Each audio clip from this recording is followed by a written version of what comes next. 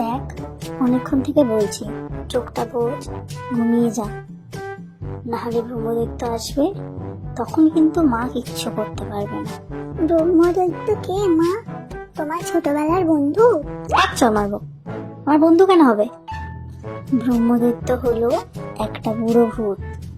এই যে গাছ, এই গাছে থাকে। দুষ্টু বাচ্চা ছেলে মেয়েদের একা পেলে খপ করে ধরে নিয়ে যায়, আর এই গাছের কোটরে আটকে রেখে দেয়। তারপর কি করে? তারপর আর কি করবে? বাচ্চাগুলোকে শুধু উচ্ছে আর শাক ভাজা খাওয়ায়, মায়ের কাছে যেতে দেয় না। বেশি কান্নাকাটি করলে খড় মুটকে দেয়। বাপরে, সত্যি এই গাছে ব্রহ্মদৈত্য আছে? হ্যাঁ আছে তো।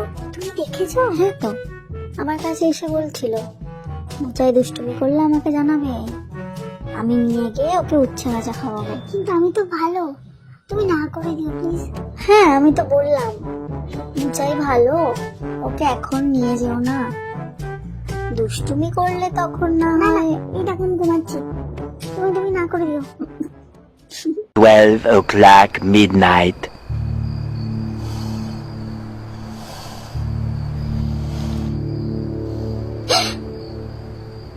মা, ও মা, আমার সাথে একটু চলো না। কোথায় যাবো এত রাতে? বাথরুমে। তো একা যা। না না, একা গেলে ব্রহ্মদাদু ধরে নিয়ে যায় যদি। তুমি চলো। হ্যাঁ ভগবান, আচ্ছা চল। মা, দাঁড়িয়ে আছো তো? এই নিয়ে 25 বার বললাম তো দাঁড়িয়ে আছি, তুই তাড়াতাড়ি কর।